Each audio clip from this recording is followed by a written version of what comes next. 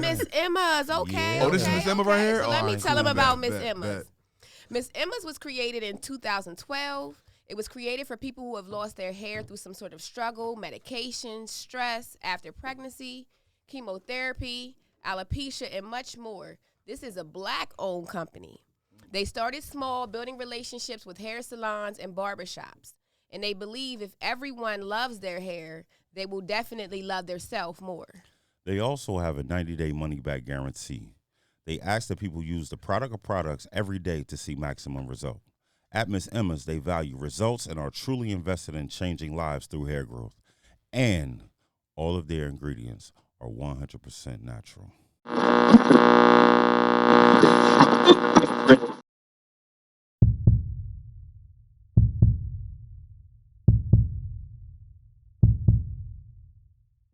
I listen to Debatable Decisions. We listen to Debatable Decisions. This is Half the Hustler, and you're now rocking with Debatable Decisions. I listen to Debatable Decisions. I get that bad, they gon' hate on me. They get that bad, they gon' change on me. Kyrie with the team, they gon' trade on me. Curry in the wing, they gon' fade on me. Hey, what's going on? I got A.C. the mayor to the right of me. I got Corey Scales to the left of me. And this is Debatable Decisions. What up, man? I'm goody, man. How you? Take two. Take two. What's good, though? I'm cooling, man. You know, like literally, I'm good. You good? Yeah. How are you? I would be better if you ain't had a hat on. Listen, man, you keep thinking it's a MAGA hat, right? I'm just saying it reminds me of a MAGA hat. I'm so sorry that it reminds you of a MAGA hat, but it's not a MAGA hat. Shout out the homie BP, Culture Captivations. He blessed me with this hat. We've been through this already. Shout out to Humble and Hungry, our number one sponsor. Definitely shout Humble and Hungry. Yes. Definitely. But MAGA hat, man. I mean, it's here. It's here to stay. Well, I'm sorry. Wait. That hat can go in the trash. This hat is here to stay. It's here to stay. Make humanity great again? Yes, sir. Okay. You know what I mean? I love you, my brother. Playing words, man. I love you, my brother. Part-time bully, man.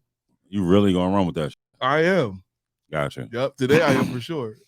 Gotcha. First of all, I don't believe I'm a bully. Second of all, I know I'm lying when I say that. At least you're honest. I just like things a certain way. I like, feel you know, right. Control my space, my energy. Yeah, I get it. I get it. Doesn't make me a doesn't bad work person over here, but oh no, you're not a bad person at all. Yeah. You're just I just get my part-time bully. That's all. I'm not a bully. I'm just spoiled. Okay. Yeah, whatever. That's it. I'm just spoiled. I got you. We're here again. Yeah, we definitely are. How was your week? Great. A little bit of snow. Definitely had some snow. Called off of work. But the snow was gone when I called off work. Okay. How did that work out for you? We'll see when I go back to work. Oh, God. Yikes. So for all of you out there that are, you know, that was a crazy debatable decision. Literally. But look, it was the best decision. You know why? You probably got time to spend time with baby girl. There you go. Yeah. All right. Solid. Just her and I. That's what's up. You and I. For life. Right. All right. She'll be 1 year old this Saturday. Ooh. Yeah, we man. definitely had a conversation about that last night. Yeah. I'm gonna ask our guests. I'm gonna revisit that conversation when we pull our guests up. Got you. Debatable decisions. Making great decisions is an art form. There you go. I believe that's a extremely true statement. Mm-hmm. And throughout my life, the only good decisions I ever made was the ones that were truly, truly uncomfortable. Okay. Every time I took the easy road, it was usually something that I should have done the opposite. Got you. Makes sense. But I enjoy comfort, so a lot of times I made the wrong decision. Okay. You know? Got you. One of the best decisions that I ever made was being co-creator of this podcast, because we get to interview dope individuals like our next guest. Mm-hmm.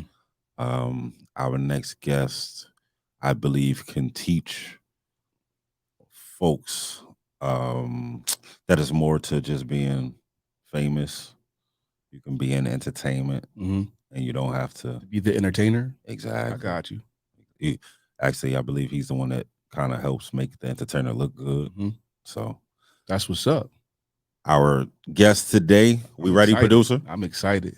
We have Mr. Taj Lewis, Mr. CBS Sports himself. Woo! Oh, what's up? Yes, There you go. What's going on? Taj Lewis, what's going on? PC? How are you? I'm great, man. How are you guys, man? Thank you for having me. Appreciate it. Thank you. Well, our guests might not know this, but we just did the same exact thing a second ago, but we weren't recording. So it kind of feels like deja vu. All over again. All over. Right. But hey, that's what makes it great, right? Right. Facts. Organic. Beauty in the struggle. Yeah. What's going on, man? I'm good, man. I'm good. Been really busy. Playoff week. Playoff week for me. Yeah. Yeah. So is this the most exciting time of the year for you? It's the busiest. Yes. Exciting. Yes. It's exciting and busiest time of the year for me. Yeah. For Now, sure. if I could ask a question, do you have a favorite team? Yeah, Pittsburgh Steelers. Ooh, okay, never mind. Is it still exciting? Yeah. It's still exciting though? Like Oh yeah. Right, Yeah. It's still we good. exciting. Yeah, of course. So do me a favor. Can you explain to our guests exactly what you do? Now, yes, sure. As of the moment, for the past 6 or 7 years, I have been a senior production manager for CBS Sports, which basically I am the logistics from soup to nuts that puts together the second largest NFL package that CBS has of one of their properties. There's the A game and then there's the B game, and I run the B game. So basically that entails, getting everything together from crews, trucks, travel, food, what else? All the logistics from parking, credentials, making sure people in the right places, technical stuff, personal stuff. So I guess I am like the backbone that makes everything kind of work, and everybody else gets to shine. I just sit back and just, be great. Yeah. I'll say it for you. And let those guys shine. But when all said is done, mostly everything runs through my department in order for them to put on a good show. What's your most hectic day of the week? So when you think about the game of football, you think Sunday is the See, by Sunday during the season, I'm already on to the next show. I'm already on to the next week. I've already done everything. So you're about to say Tuesday's the most hectic? Yeah, probably like Tuesday, because Mondays people are coming home, and then we find out where we're going the following week. And then I'm just starting over again with my whole procedure of how I do my thing. And then by time Thursday happens, if I know where I'm going the following week, I'm already starting that the following week, so I can get a jump on it. Preparation. So, yeah. It's a lot of details. Was this your dream job? Is this like what you were working to get to? Well, all these years? Well, no, to be honest with you, I didn't even know that I could do this, to be honest with you, from my background. What is your background? So, I went to school to play football and lacrosse in Pittsburgh, and then I tried to get the easiest degree I could because I hated school. Gotcha. So And I loved playing sports. And so when I left there, I came home and didn't know what I wanted to do. I originally wanted to do special effects. That's what I really wanted to do, to move to LA and do motion graphics and all that type of stuff. No, I mean, more of like the horror stuff, more of like gore, more of like, like I guess I'm dating myself, like Freddy Krueger and Gotcha. Right. Jaws and like really gory horror movie with bodies being blown up and guts and all that stuff. That's and eyeballs popping out. That's really what I wanted to do. Okay. So I have a cousin of mine who was in LA at the time, and I went out there, and it wasn't a horror movie. We were doing, I forgot what movie we were filming at the time, but he brought me out there, and then I just kind of like fell in love with the idea of just production itself. So I did that and came back and was like, man, I got to quit this substitute teaching job. This sucks. And and I just, grabbed my stuff and said, hey, I'm moving to New York City in about 3 months. So why New York opposed to LA? Especially if you have your cousin out there. It was closer, to be honest with you. It was closer. I figured if I could do it if I could move to New York, I could go anywhere, right? And I thought, and I kind of thought that was cooler too. I thought New York was kind of cooler than LA. I agree. Always comes out. I agree with you. Yeah. It's a special type of person. In LA, you got to have a special type of mindset to be on the West Coast. And a couple of fake limbs. Did I say that? I'm sorry. I apologize. So I had one of my best friends lived in New York too at the time. Okay. And he let me sleep on his couch until I found a spot. That put a fire underneath me, and I ended up finding a spot really quick. Really dope brownstone and Bed-Stuy, and a couple of my friends moved in with me. Was that the one on Halsey? Yeah, on Halsey. Yeah.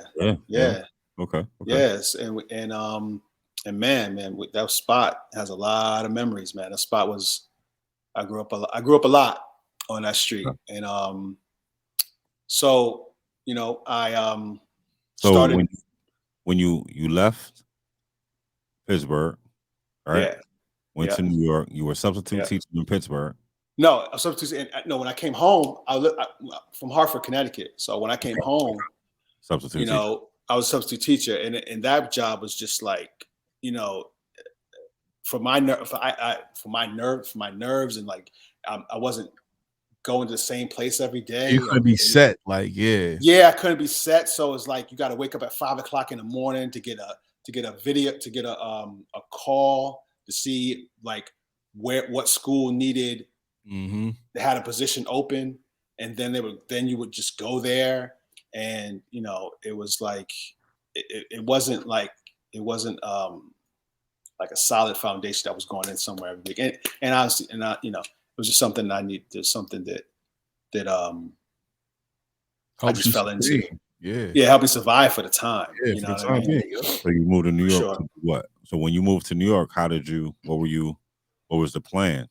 You wanted to get into production? Didn't have a plan, man. I moved to New York. I didn't have a plan. I knew what I wanted to do, but I didn't know that it was going to, happen. I mean, so I landed a job, this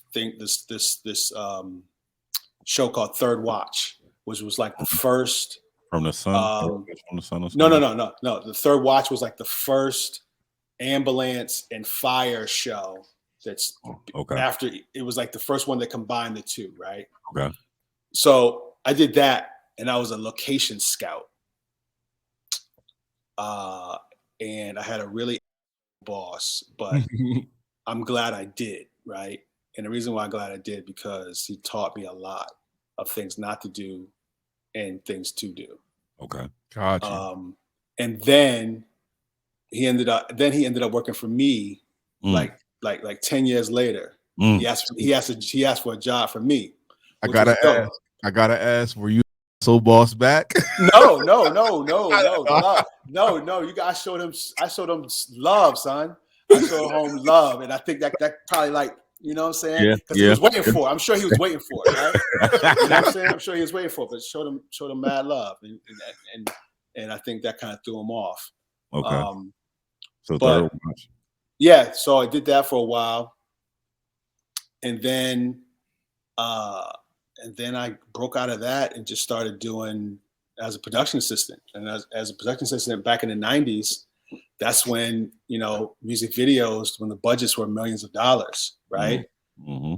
So that was the heyday of like Hype Williams, X, you know, Chris Robinson, Benny Boom, all these guys were out there doing music videos. So I did that for a long time. Working with some of them or someone else? Huh? Working with some of them or someone else? Oh, working with all of them. But as a PA, you're like the you're the bottom dude. You know what I'm saying? Like, but those guys are really like the most important people because they go around and get all the shit for the production, right? Mm-hmm. So it was good for me because I got to learn where everything was, right?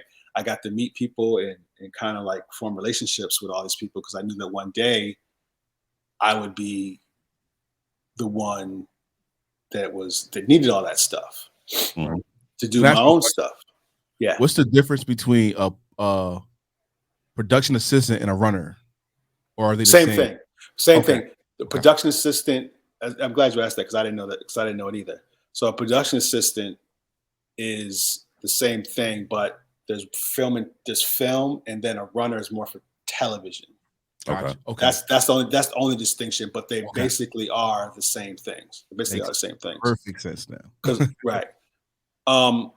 So, you know, I did that for a couple of years and did a bunch of music videos and a bunch of name a couple commercials. Videos. Name a couple of videos that you've done. Give me a couple of videos that you've worked on that we might know. Oh, Jesus. Like 96, 97, 90. Yeah. We're talking about like 99, 98. I can't even like tell you, bro. I mean, it was so many. So like, you know, everything from Busta Rhymes to Khalees to, you know, to who else? Any moments stand out in your mind? Any memorable moments like, oh, listen, because I've known you. I know you've seen a couple situations, whether they were hilarious or dangerous or anything.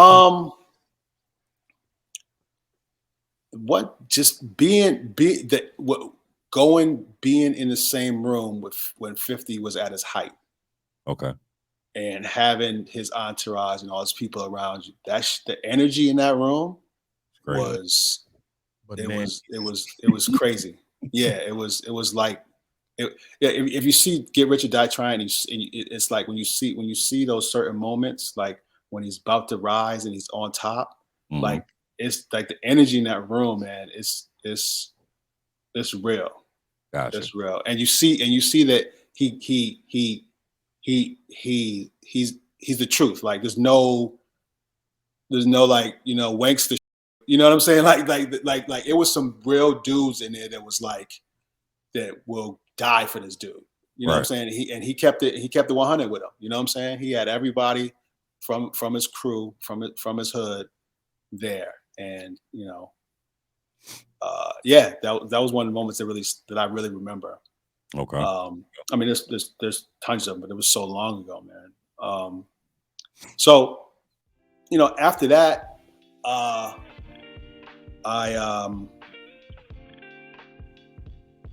went to work for Spike Lee for a long time, and that's where I kind of got my roots and kind of figured out what to do. How do you go from production assistant on music videos and things like that? How do you get to Spike? Like what was that transition like? How was it knowing somebody? Yeah. You just run the same circles as, you know, all these. You just run these same circles, and then you end up working and then you're always trying to get to that next level, right? Gotcha. So the next level for production assistant is a coordinator, and then a manager, and then a producer, and then executive producer, and then so on and so forth. When you got the spike, you were a coordinator? No, I was a production assistant too for a while.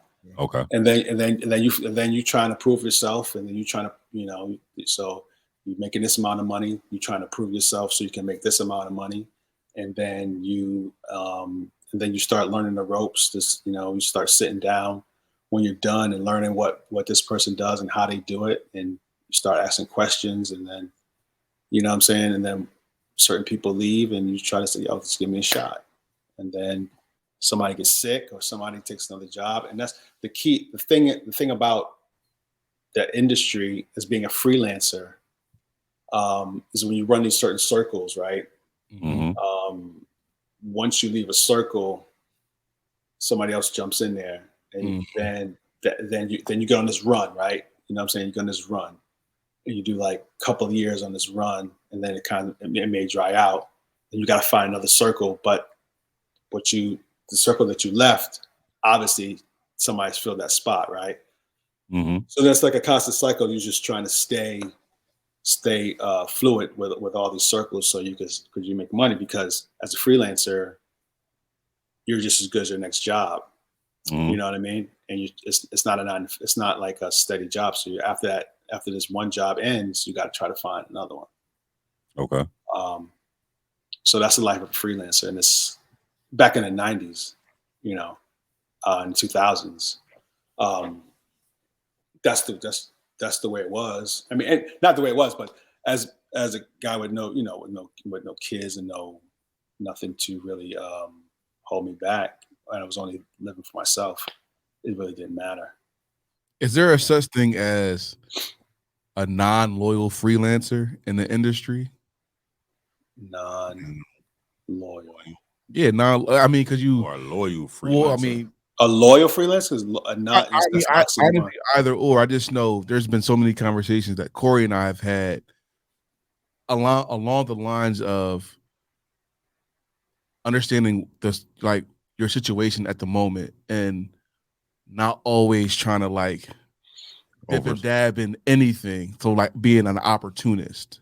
All right, so I mean, as a freelancer, you have to be kind of an opportunist, right? Because I'm gonna give you a little more of what our conversation was, because I think he didn't give you enough to truly answer correctly. I'm big on loyalty.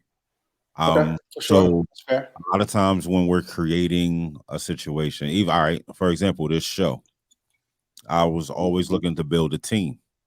Yeah. We were always willing to pay, but I'm also give you the option to come be a part of a team and not worry about the upfront money and be a part of what we're going to get on that back end.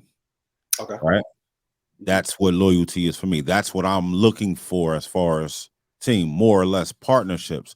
Now, if you decide that you want the money up front, then no problem.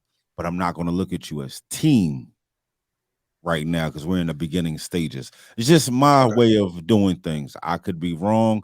I used to be an opportunist when it comes to certain things, and I know how that can kind of Well, the only thing I've learned from when it's dealing with money and having this side business that I've been doing for a while is when you don't pay somebody, they're going to do in their time, right? So I'll get to it. I get to it. You know what I'm saying? Or you want me there at 9:00? Okay. I went out drinking. I'll be there at 10:00. Gotcha. You know what I'm saying? Or yo, I need this logo done. Can you just, you do it to me on the strength because I can get you on the back end, right? And it's due tomorrow or it's due next week. And then then Monday, then next week comes really didn't get to it.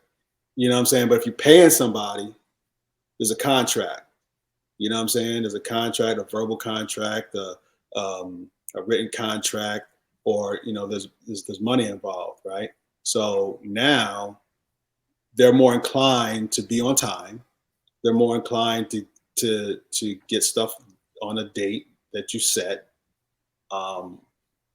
And it's more of an at ease thing for me, because now that I know that this is business and it's not a friendship, or it could be a friendship, but it's not based on that.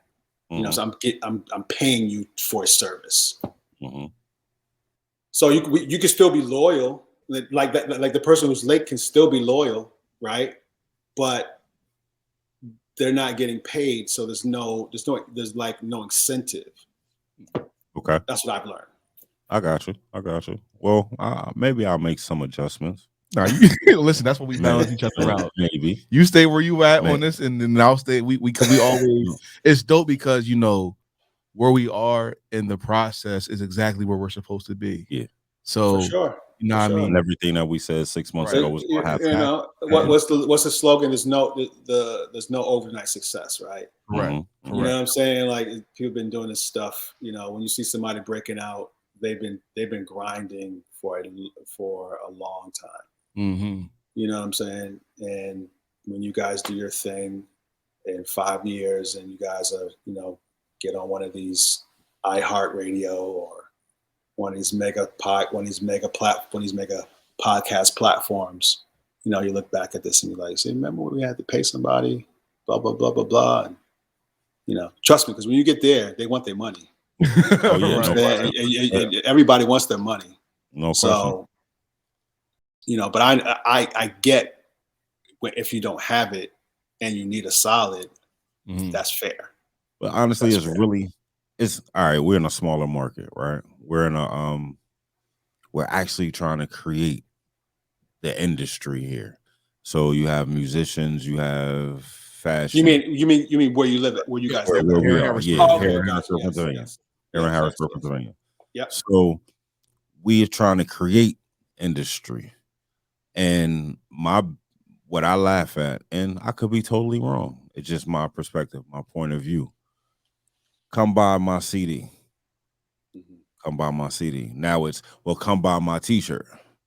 Okay, that's fair. I'm giving, but it's just we handing the same $10, $20 back and forth each time when we should come together and work. So certain things need, you got to spend money on, and I respect that. Understand? I'm not trying to cheat anyone. I'm not even trying to lowball anyone. Your number is your number. I'm never going to come to you and say, well, can I get a discount? Never. I'm willing to pay, no problem. But I just find everybody. He sold me a T-shirt. I sold him a CD. That's same $10. And then it'll be the transfer of the same $10. When my thing is, let's hustle them and let's work together. Let's do some promotion. I would ask you this. Maybe it's not the money thing, but maybe it's if you have a T-shirt and you go to and you go somewhere wearing that T-shirt, right? And somebody in the elevator asks you, "Yo, where'd you get that T-shirt from?" And then you go down, "Yo, my man AC did it." And then you go to the grocery store where you get that T-shirt. My man AC did it. And you go to a concert and 10 other people, you guys go, my man AC did it. So now it's not about the monetary value of it. It's about the exposure of it. You know what I'm saying? And then, so for example, like Fat Farm, like when my man was in the elevator and what's my man's name who owns Fat Farm, who started Fat Farm? Russell Simmons. He was like, "Yeah, where'd you get those jeans from?" And dude was like, "I made them." You know what I'm saying? And next thing you know, he's the lead designer of Fat Farm. Gotcha. You know what I'm saying? It's just, it just happened. He happened to be there, or if AC gives you his CD or his mixtape, and then you're blasting it somewhere, and by chance some music producer say, "Yo, those beats are dope," or "Who's rapping?" And he's like, "Yo, this is my man Corey, he's rapping AC. I'm like, yo, word, look, you know what I'm saying? So sometimes it's not really the monetary value; it's more the exposure and how and where you are at the time. And that's what I'm big on, because if you give me something, I'm gonna push it. Yeah. Like I'm gonna let everybody else know what's going on, and it's just a lot of little things that go on that gets me a little frustrated. So that's why I look at things the way I do. But I think the problem in some small markets too is like everybody wants to be dope. Everybody wants to be the man, and sometimes if everybody puts their chips in and say, yo, we're gonna back this one dude, right? And then let's see where he goes, right? And if he explodes, then he got to bring us all up, right? You know what I'm saying? And then I think that's the way. That's another way to go too. Instead of everybody being like crabs in the barrel, just trying to doing their own individual thing, they can come together and have one guy kind of say, okay, this dude seems to have the most numbers right now, and try to whatever the industry is, and let's just go back him and see where that goes. And that's the funny thing, is that what we're trying to cultivate here. Yeah, that's exactly what we're trying to do. But all right, I was going to say, I just wanted to, if it's cool with you, could we go back to the Spike Lee experience? That's where I was going. Yeah, for I'm sure. not going to let you get off the hook that easy. For sure. So I worked for a production company called Drop Squad, and Drop Squad is an all-black production company that did all of Spike Lee's commercials and behind the scenes for all his movies, and all the commercial work he did with DDB agency. Before that, I had never seen a black producer. I had never seen a black director. I had never seen a black gaffer, electric, DP, nobody. The only people that were of color were the people that really didn't, I wouldn't say didn't serve a purpose, but really weren't the shot callers, I would say, right? Okay. They weren't the shot callers. And going there and seeing them do the same thing and put out the same product, sometimes even better product, was amazing. And it kind of gave me hope that, yo, wow, I see me doing XYZ, and I have an opportunity to do anything now. I could do anything in this industry. All I got to do is find what I want to do, and just sit behind that person and just pick his brain, right? Where in other places there was almost like a nepotism going on. Okay. And they wouldn't, and you couldn't really break into that. And some of it was just me being kind of nervous and wasn't. They didn't see me as that. But now, they saw me as a son or a brother, and was willing to like say, this is what you do here, this is what you do there. And being with them for the 10 years, man, it was dope. You know, I got to travel with those guys. We did a lot of stuff with the Jordan brand. We did a lot of stuff, all his movies. We were behind the scenes doing all the promos and stuff. Some Super Bowl stuff was dope. So yeah, man, it was a great experience, and it really taught all those guys, still my friends today. And it really was my, where I grinded my teeth and figured how to do stuff right. Got you. It's dope. So 10 years with Spike, and what was after that?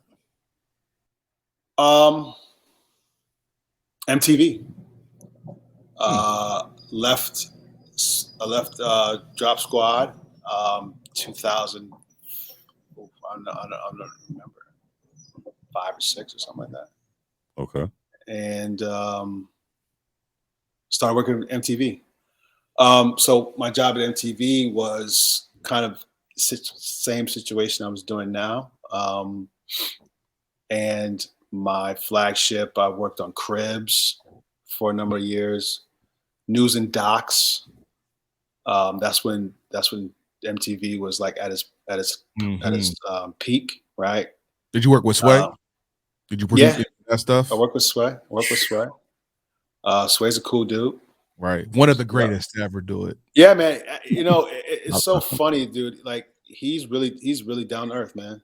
Right. Sway's really down to earth, man. He talk to you in the elevator, talk to you, ask you questions, remember your name. That's big. It's a running joke. We'll talk about that. So we'll talk about that later. Oh, okay. I say Nori is one of the best that ever did it. He said he's the best. No. Well, Nori is the best that ever did it. From where he's coming from, what he's doing right now, I give him all the. You mean in your space? In your space? Yeah, in my space. Drink Champs. Yeah, for sure. Right. Mm-hmm. Best that ever did it. When it comes to journalism, it's our style. It's how we speak. It's how we move. It's how we dress. Everything. I even compare him to Barbara Walters, Walter Cronkite, and all of them. Really? Yeah. Here we go. Yeah. Because he's doing him. I listen to the.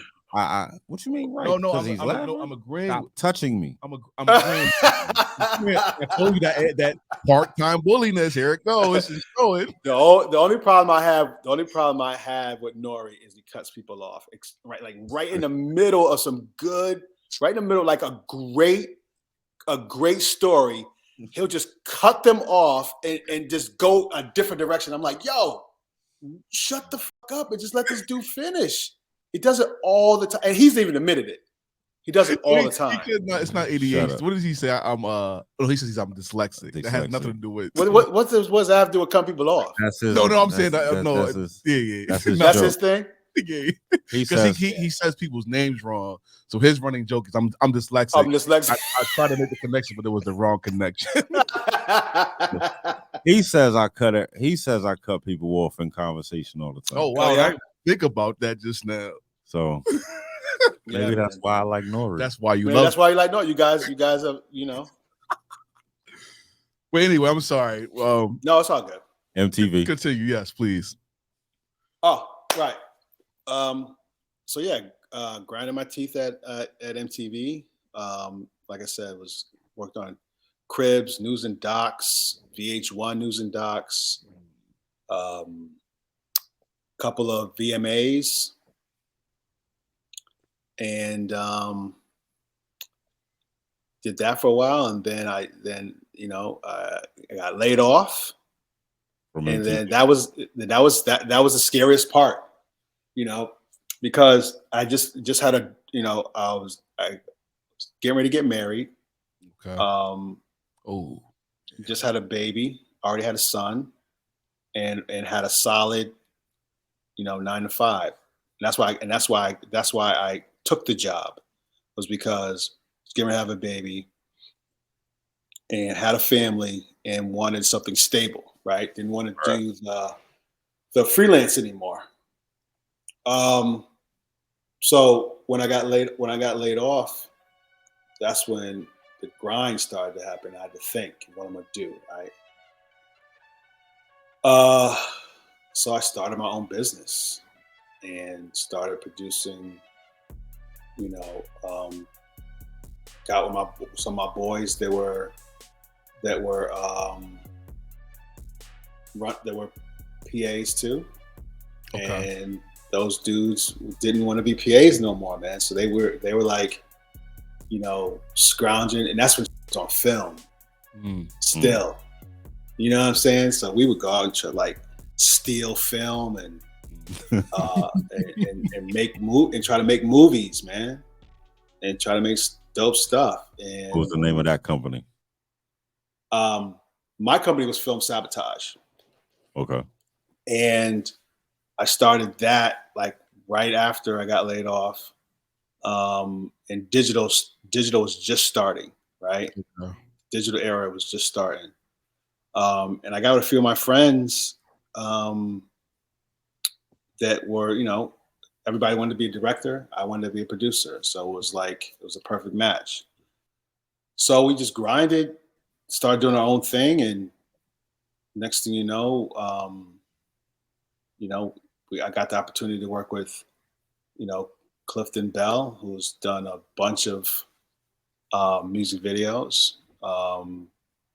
And he was gracious enough to let me produce some stuff. I produced Chris, who was it? Chris Brown and Chris Brown videos and a couple of Method Man and Redman videos. And that was dope, man. I'm glad he gave me the opportunity to do that. So do me one favor. Yeah. For those that hears the term producer, but truly doesn't know what the responsibility is. Can you explain to them what the responsibility of a producer is? Because some might hear you say producer and think you're making beats. And I just want them to understand exactly. So a producer kind of runs the ship, right? And sees the vision from a more of a logistics side of it and a money side of it, right? So, for example, like a director may have, in the treatment, which is the treatment is like what he presents to the label. And then the label says, yes, it's the direction we want to go. And then the producer reads that treatment and says, okay, you have a Lamborghini jumping out of a window into a river, and then the Lamborghini turns into a ship, and with rockets, and comes out the water and turns into a plane, right? And you're like, that cost like $5 million, right? You know what I'm saying? So a producer does, comes from a money side and kind of like talks to everybody, where the director is more the creative part and the producer is more the money part and logistics part and making sure and hiring the crew and all the logistics from soup to nuts again, and kind of developing a game plan to get it done, help create the vision that the director has sold to the label or the production company. That's basically what the producer does. We have a producer too. we have a producer for this show. Do I meet those qualifications? Hell no. No, I can't complain. The team that I have around me, or that we have, the team that we have, I'm very proud of. I'm not gonna lie. So, got laid off. Yeah. Started your own company. Have a bunch of people that believe in you. You have the same vision, moving together. Yeah. Then CBS. Yeah. Yeah. So why did you? All right. So I understand you got the family. You need to provide a firm foundation, but why leave your own entity? Go work for another corporation. Well, okay. So in the middle of that, I was freelancing, and then I worked for Goodwill, the people for the donations. I worked for Goodwill, and then I sold them a digital content idea to promote their goods and services. That's what's so they up. hired me. So then I used my company to produce content for that for Goodwill. Right. So I did that for a couple of years, And I learned this thing called social responsibility, right? So I didn't know what that meant. And then... Can you explain that to us? So social responsibility is, I think that probably every company now probably has a social responsibility division. And that is to bring awareness to social issues. Okay. All right. Okay. So, whatever their mission is, right? Mm-hmm, That's, what they're going to give back to, blah, blah, blah. That's a social responsibility. So I started this. So then I made my company, that was the flagship, was going to be social responsibility. And it was a niche. Did you have to rebrand? No, because I was just doing, it was just a montage. I was just doing whatever I was getting paid, I was going to do it. Right? Gotcha. Okay. I was just whoring myself out. So I didn't really care what it was. I just I would just do it. Gotcha. But then once I found out what social responsibility was, then that became the brand of the production company for sure. Understood. And it's a niche, but it's a good niche. You know what I'm saying? Because there's always going to be, everybody was doing it at the time and still doing it, right? Definitely now. Yeah, definitely now. Absolutely, definitely now. So that's what I started doing, man. I started doing stuff on my website. All my stuff is based on social responsibility, whether it was Indians and bring awareness to Native Americans, to inner city kids dancing, to teen gay teens, to what else did we do? We did so let me backtrack. So then I got a job. So then I started working for the city and doing a bunch of social responsibility for them. And they had this thing called DYCD. And I did a lot of work with them, which was great. We have a great relationship. And I did a lot of social responsibility for that department. And then, so that's pretty much where I was in that gap. And that kind of held me over until I got the CBS job. Mm-hmm. And I took the CBS job because why wouldn't I? I wouldn't turn down a flagship like CBS because it was just the name. Because you can still do CBS and then you can still exactly.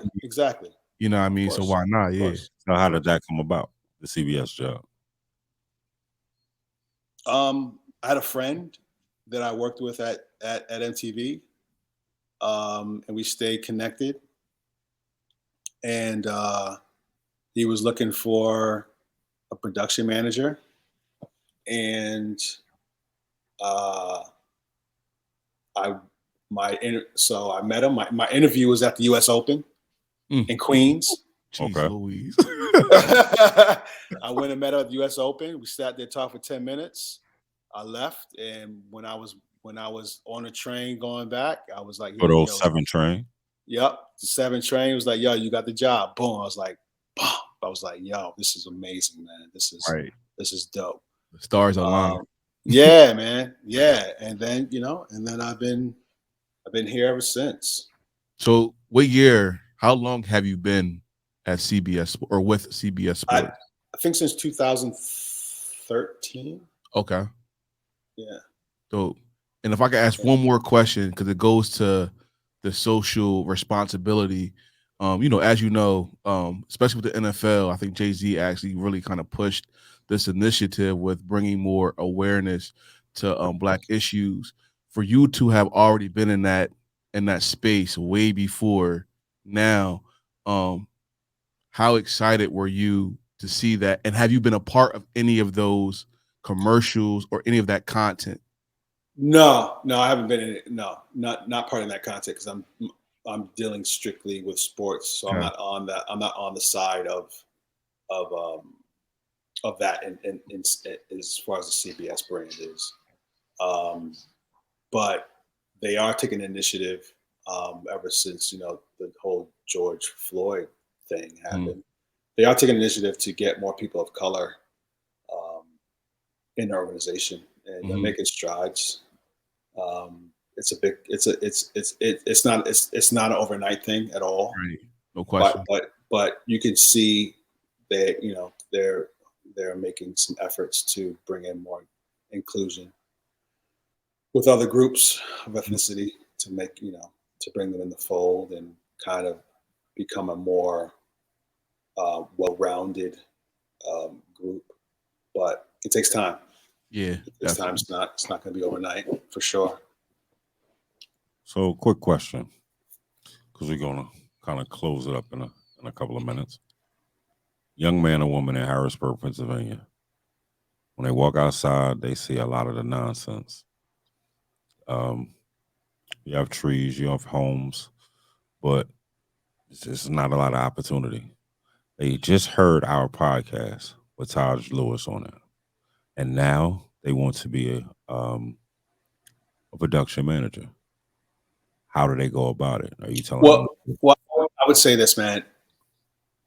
I couldn't have made a movie when I was 26 or 25. It was almost impossible as far as monetary, right? Mm-hmm. But speed up to 2022. Yeah, you know what I'm saying? Like me going to high school, man. I lived in inner city, and I went to a private school, and that was a big thing for me. I would come home and I would be called white boy, and I would go. And then when I would go to school, I was the man, and I would come home. I would get all these, I would be called all these names, and then and I would dress different, talk different, and that was hard. But I found my niche. I stayed in my lane. I wasn't trying to be someone that I was not, right? And I just navigated, and doors open where they were supposed to open, but now, man, now you have these dudes can literally make a movie that's on TV with their phone. That phone literally is a camera that you can put something on TV with. Right. And you don't even need TV. You feel me? Literally TikTok, YouTube, Vimeo, all these platforms now are available. So you could be a production manager, you could be a producer, you could be a director. All this is all at your fingertips. The hustle is just at your fingertips. There's nothing stopping you from just pulling at your and what you have to understand is you don't have to make a movie or whatever your content is for everybody. You make it for yourself, right? And you just because you love it, you just keep building and building and building and building, and then maybe somebody catches it and you have enough content, and then like for example, if you guys had done, you said you had 10 in the can, right? But you don't have anything on yourself. But if one person, if one person sees one of your joints and they're like, "Yo, we want to take that to the next level. What you got?" Because y'all love it so much, y'all do it so often. You got 10 joints. If everyone's either at an hour, you got 10 joints ready to go. You dig what I'm saying? It's not feeding time or use the bathroom. No, that's my killer over there. Sorry. Somehow I knew eventually a dog was going to bark today. I just know. I actually thought wifey was going to walk through, but she actually didn't. I'm gonna tell her that too. No, but also this is the dope thing about just being organic. These type of moments, you know, what I mean? People get to actually see like what really happens, like, and that you're a real person, not Right. staged. right? You understand what I'm saying? Real life going on around us. But man, I'm telling you, it's really, really easier now to break in this industry than it was, 10, 20 years ago. Super easier now. Right. Yeah, man. Well, hopefully we can do a part 2 to this one day. Maybe get invited down to the workspace so we can show the folks exactly what you're doing, and what it looks like and feels like. But we'll visit that in another conversation. We appreciate you. Oh yeah, I appreciate you having me, man. Your energy. I mean, every show, like, you have some really cool friends. And I'm sorry for touching you. You have some really cool friends, and I just have to say, like, your energy. You never know what to expect from somebody that is in the industry, and you're one of us, and I appreciate that. Like, from the bottom of my heart, I truly appreciate that, and I appreciate you for having cool friends. Can you please stop? You have to be humble, man. You have to be humble because you don't know what's next. Right. You don't know what's next, and keeping a ground, keeping a level head, and making sure you bless the next person, because just like that next person could be your boss. You dig what I'm saying? Revisit 15 minutes in. I appreciate you, good brother. We're gonna close this out. Call you soon. We wrap a little more. I definitely might have a couple youngins that I might want to send your way to get a good word from you. You feel me? Now listen, I'll be on. So I'm in a position to hire folks too. Okay. So I don't know where where's Harrisburg close to. I'm an hour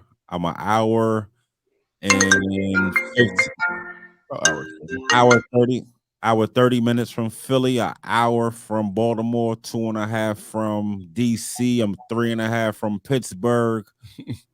Yeah, so put it like this. Right. So Pittsburgh, DC, Baltimore, right. Okay, so Philly. So I do all the I do all the AFC packages, right? Okay. So I was in Pittsburgh and I was in Baltimore this year, and I'll be there next year. Okay. So if we got a youngster that's of age, 18, 20, whatever, definitely shoot them my way, and we'll get them hired, get them to see what it's like to be in this industry, and hopefully that'll help them make a decision, at least give them an opportunity to see something different, how the sausage is made. You know what I'm saying? Gosh, yes, that's dope. For sure. Right. Appreciate that, King. Yes, sir. Appreciate that. I'll speak to you soon. I tried to get her to swim. I don't know if the influence is going to work at all, but I tried. Yeah, man. Look forward to seeing you guys, man. I hope you guys can come out this summer. Come and hang out with us. Oh no, let's make it. Don't get me excited, man. I'm a summer baby. No, we love this. We love it. We love to have you guys out for the barbecue in the backyard when it gets warm. We love to have you guys. Just keep the dog in the house. Yeah, the dog seems. We'll bring Roscoe. You never seen Roscoe. I'll see y'all later. I'll see you later. All right. We have it, y'all. We had Mr. Taj Lewis. That was a dope interview. That was super dope. Dope interview. And the illest part of that is we might be able to bless somebody with an opportunity. No question. Yeah, talking about that for a minute. That's the part I'm excited. Wow. Now I got a good year? No, a couple months. Like 4 months, 3 months. 3 months to find to find somebody. Whew. Got the list.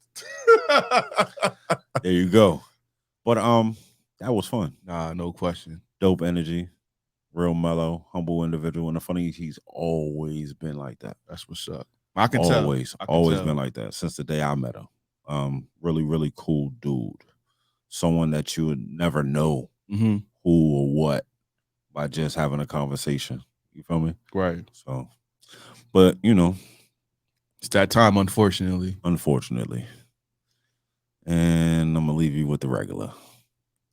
expectations lead to emotional burdens. Peace. Figure it out. Love.